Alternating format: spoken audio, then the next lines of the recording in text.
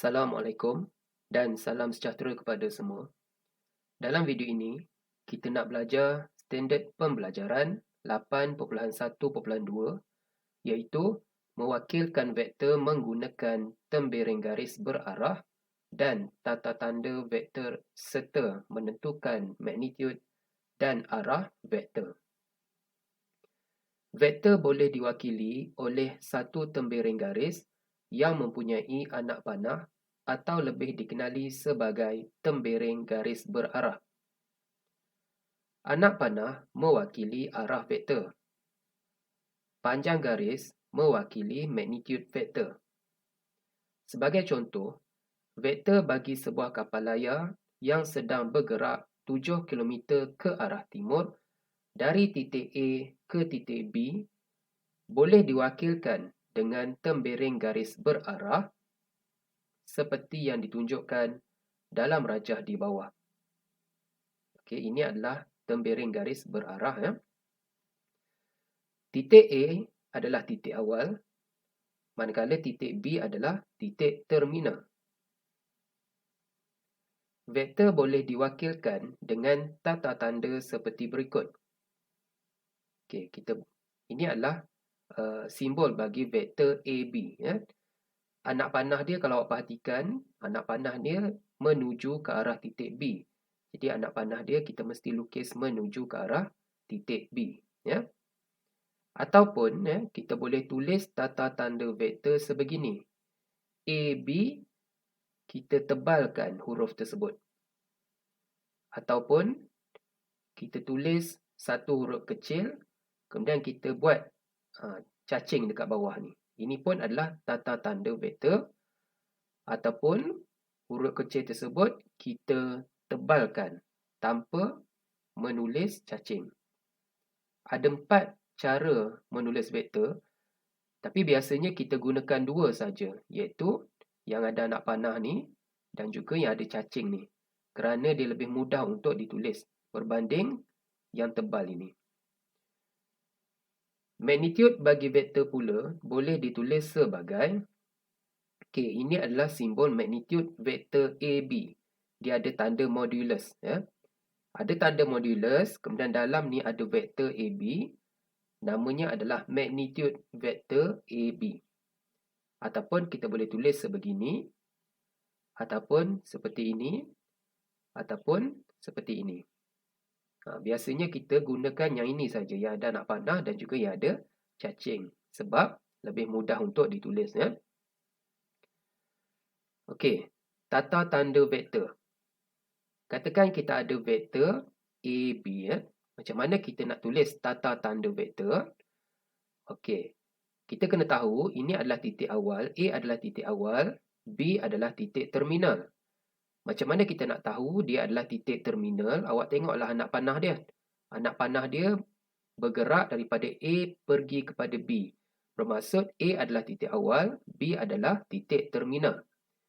Jadi cara nak menulis vektor adalah AB, kita lukis anak panah di atas. Pastikan anak panah tersebut menuju ke arah titik B.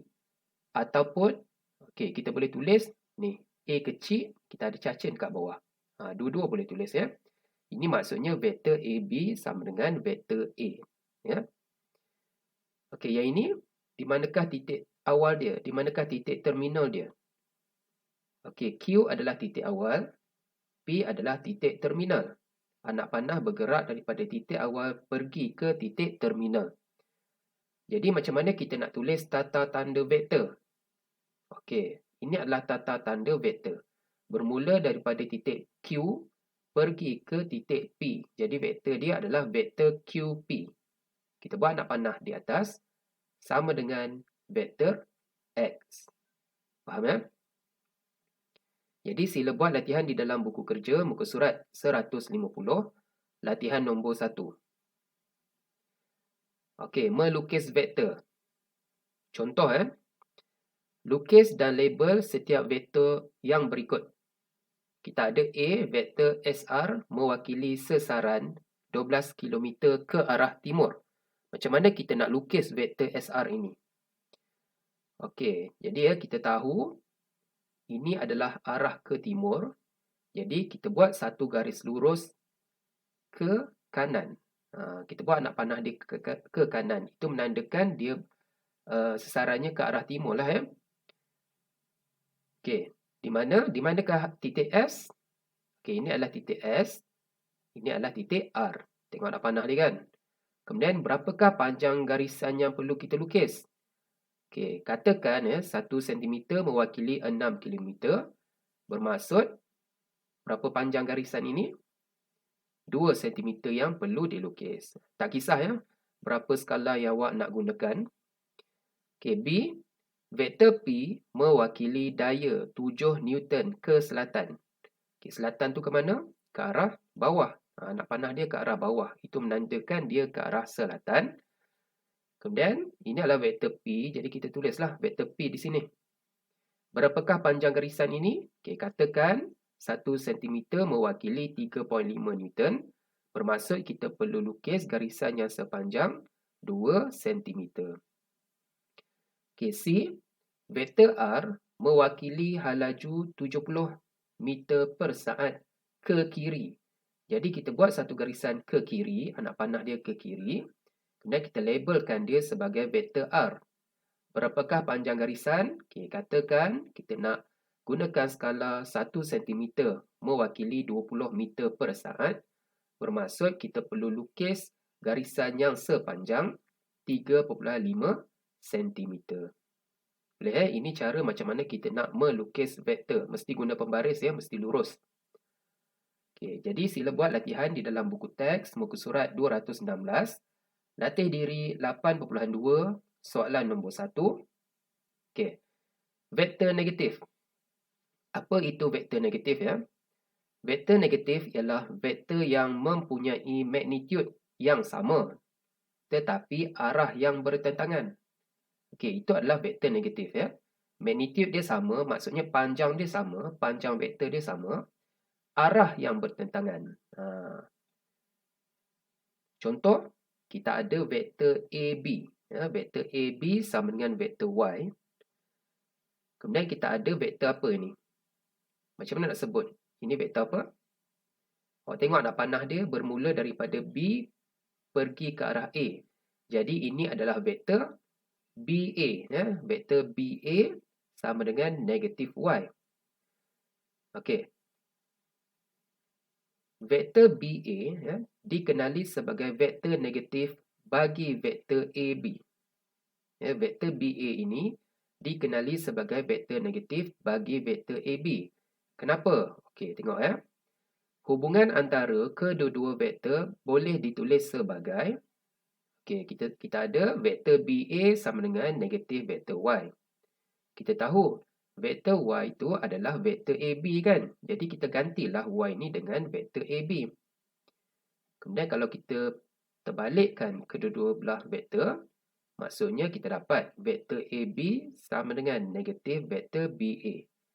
Jadi inilah yang dimaksudkan dengan vektor negatif. Ya, vektor AB adalah sama dengan negatif vektor BA. Bila kita terbalikkan huruf ini, dia jadi negatif. Ya, bila kita terbalikkan huruf ni, dia jadi negatif. Okey, kita lihat contoh. Rajah menunjukkan sebuah segi empat selari ABCD. Titik P, Q, R, S masing-masing adalah titik tengah bagi garisan AB, BC, CD dan DA. Diberi vektor AS sama dengan A, vektor AP sama dengan B, vektor AJ sama dengan C. Nyatakan setiap vektor berikut dalam sebutan vektor A, B atau vektor C. Okey, kita buat A dahulu. Vektor SD. Okay, macam mana? Langkah pertama kita kena buat anak panah dahulu. Vektor SD bermaksud anak panah dia daripada S pergi ke arah D kan? Okey, kalau awak perhatikan ya, vektor SD ni dia sama dengan vektor AS. Kenapa sama? Sebab panjang vektor dia sama dan sengit vektor tu pun sama kan? Sengit ataupun keserunan vektor tersebut sama kan?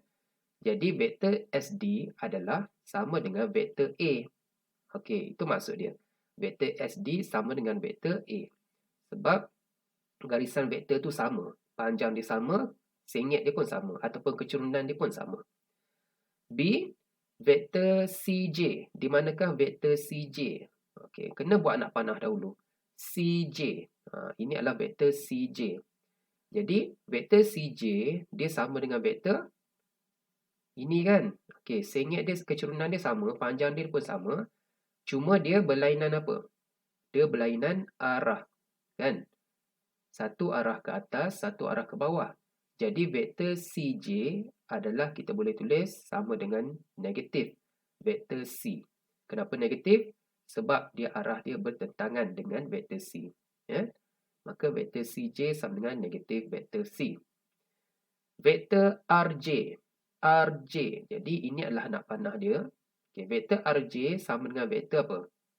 Okay, dia sama dengan vektor ini kan. Cuma arah dia bertentangan. Jadi vektor RJ sama dengan negatif vektor A. Yang terakhir vektor JQ. Okay, ini anak panah dia. Vektor JQ sama dengan vektor AP. Iaitu B. Vektor JQ sama dengan vektor B. Boleh ya?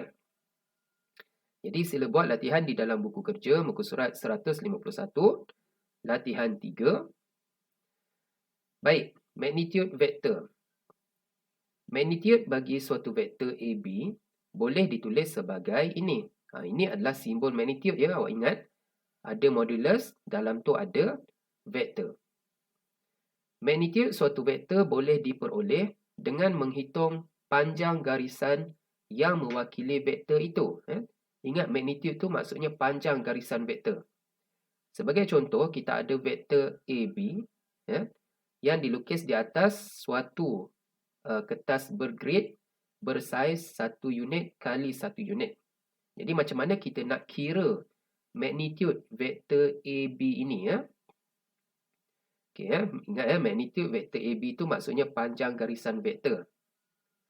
Okey, kalau vektor tersebut dia sengit macam ni, macam mana kita nak kira? Kita kena guna teorem Pythagoras untuk mengira magnitude vektor AB untuk kira panjang garisan AB. Ingat lagi tak macam mana nak kira menggunakan teorem Pythagoras? Okey, kita tahu kita kena lukislah garisan mengufuk di mana panjangnya 4 unit sebab ada 4 kotak kan. Dan garisan mencancang 3 unit. Kemudian formula dia apa? Ingat lagi tak? Okey, formula dia punca kuasa 2 4 kuasa 2 tambah 3 kuasa 2. Kita kira dalam dahulu, kita dapat punca kuasa 2 25. Maka magnitude bagi vektor AB ialah 5 unit. Unit bagi magnitude adalah unit saja, 5 unit. Awak kena ingat formula ni mudah saja formula dia. Jadi sila buat latihan di dalam buku kerja muka surat 152 latihan 4. Kemudian buku teks muka surat 216 latih diri 8.2 soalan 2 dan 3. Okey, vektor sifar. Vektor sifar ialah vektor yang mempunyai magnitude sifar dan arahnya tidak dapat ditentukan. Itu maksud vektor sifar. Magnitude dia sifar, arahnya kita tak tahu. Vektor sifar diwakili oleh ini. Ini maksudnya vektor sifar. Awak ingat Jika magnitude vektor AB sama dengan kosong, maka vektor AB ialah vektor sifar. Sebab magnitude dia kosong kan. Jadi vektor AB itu adalah vektor sifar. Sebagai contoh, sebuah kereta lumba bergerak dalam litar yang berbentuk bulatan. Titik awal dan titik terminal bagi pergerakan kereta lumba itu adalah sama. Maka vektor bagi sesaran kereta lumba tersebut ialah vektor sifar.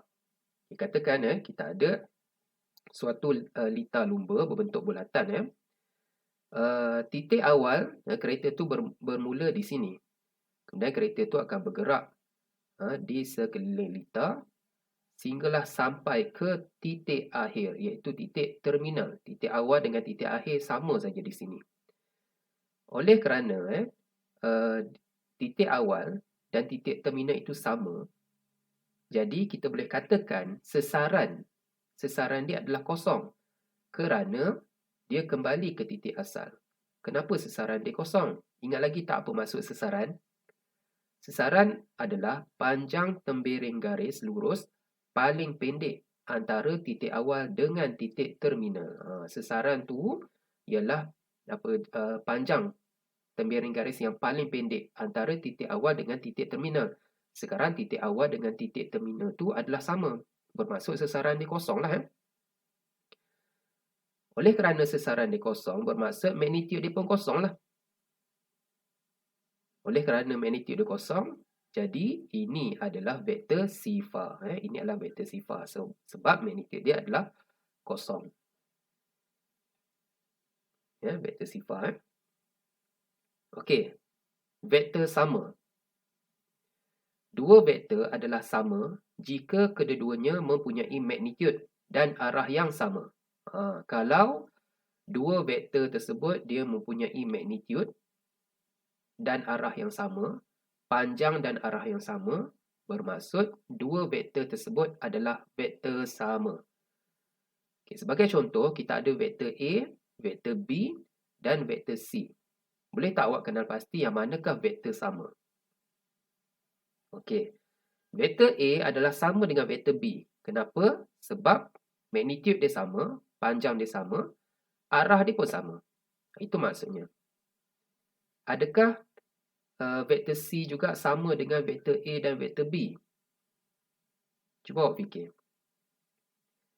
Tak sama sebab vektor C ni arah dia bertentangan.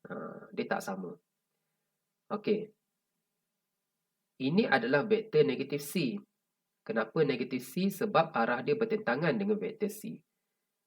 Jadi kalau awak lihat, vektor A adalah sama dengan vektor B adalah sama dengan vektor negatif C. Okey.